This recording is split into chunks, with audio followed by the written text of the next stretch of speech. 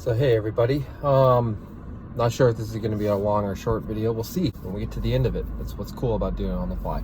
So COVID's still a thing in the world, which is making tours and stuff really weird and wonky. Played my first show at the end of February, Jacksonville with 7 Nations, and that was really cool. It's a different type of world where you're comfortable, what you're comfortable with, what you're not comfortable with. I know a lot of people that have their personal opinions about it. Personally, I will say this is not the space for that. So that kind of jargon won't happen on my page. Just know that I have been affected in every way possible by it, aside from getting the virus.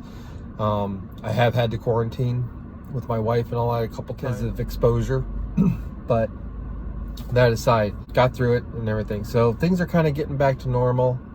I had a huge drop off with students, and I've got a few guys that are very gung-ho and still going at it, so that's been cool. They've actually made a lot of progress. I'm proud of them, and I'm always open to more students.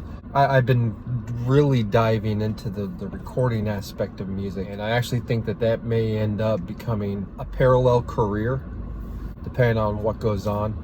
I'm still working on my solo record. Now here's the thing. I've been hyping up the solo record because it's my first foray into it, and it's been almost a year since I started working on it. But you also got to understand, I really want to get it done.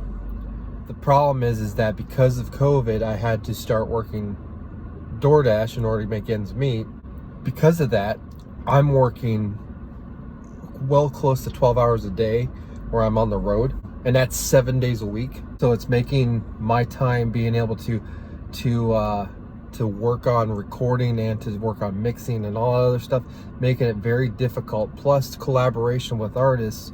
I've got 3 guys who have contributed. Well, I'm waiting on 1, but I've had 2 guys so far completely contribute drum tracks. The other thing too is that, like, I've come up with ideas and I've put out the idea of collaborating with other pipers and stuff like that, but it seems that no one has interest. And that also brings me to another point. I've been diving into like podcasts and stuff, and that's the other thing, doing a podcast with my wife. You know, we're hit or miss with that too, because life gets in the way sometimes. It's just the nature of the beast, and we got to figure out a recording schedule and stuff that fits a little bit better into what our lives are doing. We've been doing the 75 hard thing, which has made it very difficult because we had to do 2 45-minute workouts, and most of the time I'll do one when she's not with one. We'll try to do one in the evening, and then trying to do that on top of me working DoorDash 12 hours a day and trying to find. So it's a lot. But all that to say, I've been diving into a lot of podcasts, and I actually watched something yesterday that was suggested in one of the podcasts that I listened to.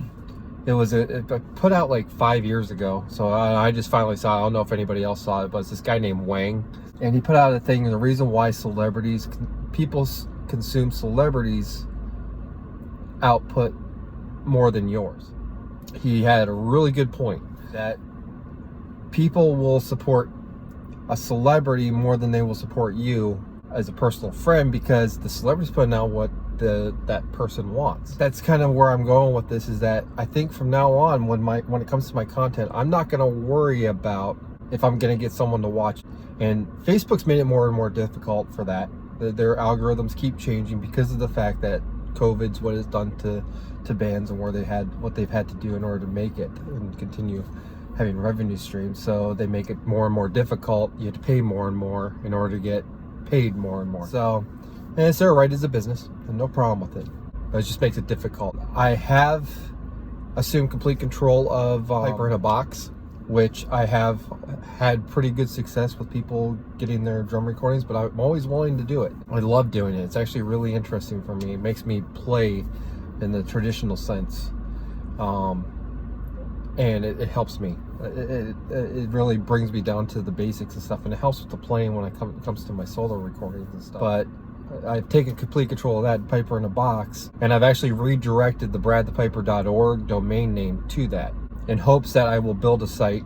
And I've been batting around a few ideas to make it a little bit different. I may start a blog that's part of that site. I'm not sure. We'll have to figure that out, but I'll put all my products there. Just got to build it out and see what happens. But all that to say, I'm going to try to put out more content that I want to see, and as like a daily reminder to myself. And if people find value in that, and I hope you do. But if you don't, you don't. I really want, and this is my ultimate goal, is complete honesty. That if I'm putting out crap, I'm putting out crap. I'm putting out good content, then I'm putting out good content. We will see. All right, so I'm back for the most part. I will be try to put out a video at least once a day, and probably another post of some kind once a day, and see where we go from there. So anyway, just want to let you guys know that's what's up, and I hope you all have a good day, week, month, whatever. So see ya.